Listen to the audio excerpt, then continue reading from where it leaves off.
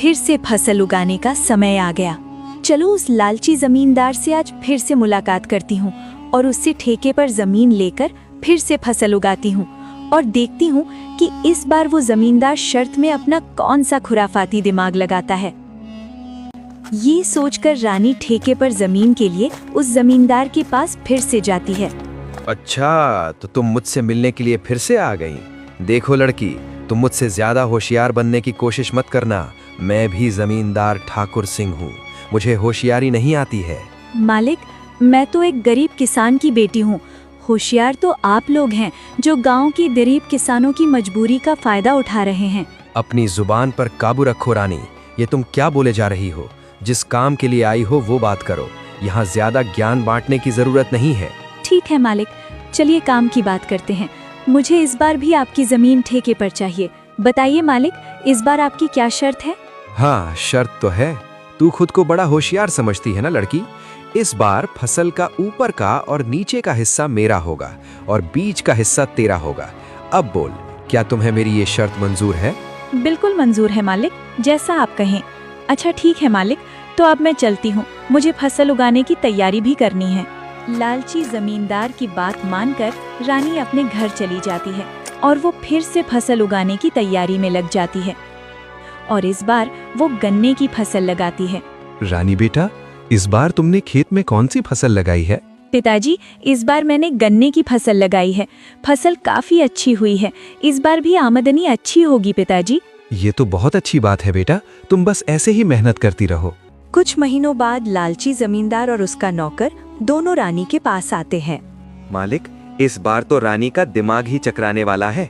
इस बार तो आपने शर्त ही ऐसी रखी है, ऊपर का हिस्सा आपका और नीचे का भी हिस्सा आपका। तुमने बिल्कुल सही कहा कालू। इस बार मैंने अपने दिमाग का 100% उपयोग करके ब्रह्मास्त्र छोड़ा है। मैं भी अब देखता हूँ वो किसान की बेटी रानी कैसे बचती है। इस तरह दोनों बातें करते हुए खेत के पास पहुंच जाते हैं और जैसे ही वो खेत के पास पहुंचते हैं तो देखते हैं कि इस बार रानी ने गन्ने की खेती की है। मालिक, ये रानी तो आपकी भी अम्मा निकली। देखिए जरा, इस बार उसने कौन सी फसल लगाई है। अरे ये क्या, इस रानी में तो इस बार गन्ने की फसल लगाई। अब बताओ भला, ऊपर का और नीचे का हिस्सा मेरा होगा और बीच का हिस्सा उसका होगा। मतलब इस बार भी मेरे हिस्से में घास फूसी आनी है। मैं इस बार भी बेवकूफ बन गया, मान गया इस किसान की बेटी के दिमाग को। अरे मालिक, आइए आइए, कैसे हैं आप दोनों? आपस में क्या खुसुर फुसुर कर रहे हैं? अरे वाह, एक तो चोरी ऊपर से सीना जोरी। तुमने मुझे इस बार भी बेवकूफ बना दिया ना। नहीं मालिक, जरा मुझे भी तो बताएं कि मैंने आपको क्या बेवकूफ बनाया है। मालिक, आप तो गांव वालों को बेवकूफ बनाते हो। देखिए मालिक, इस बार मैंने गन्ने की फसल लगाई है और आपकी शर्त के मुताबिक इस फसल का ऊपर का और नीचे का हिस्सा आपका होगा और बीच का हिस्सा मेरा होगा।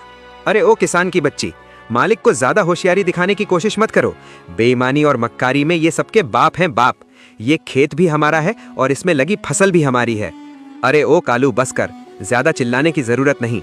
शायद ये हमारी ही करनी का फल है। हमने गांव के भोले भाले किसानों को बहुत ठगा है और आज पहली बार किसी ने हमें ठगा है।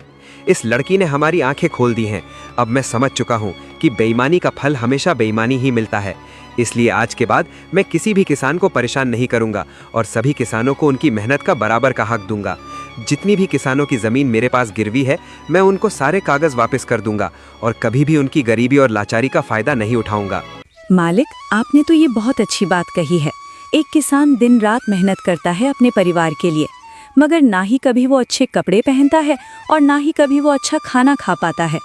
अपने परिवार का पेट भरने के लिए वो दिन रात अपना पेट जलाकर खेतों में मेहनत करता है। ऐसे में इन गरीब किसानों के साथ बेईमानी करना और उन्हें तकलीफ देना अच्छी बात नहीं है। इसलिए इनका हक तो इन्हें मिलाना ही चाहिए। आप इनको इनकी ज़मीन वापस लौटा दीजिए मालिक, और अभी भी समय है। सच्चाई के रास्ते पर आ जाइए, नहीं तो आपको इससे भी बड़ा नुकसान झेलना पड़ सकता है।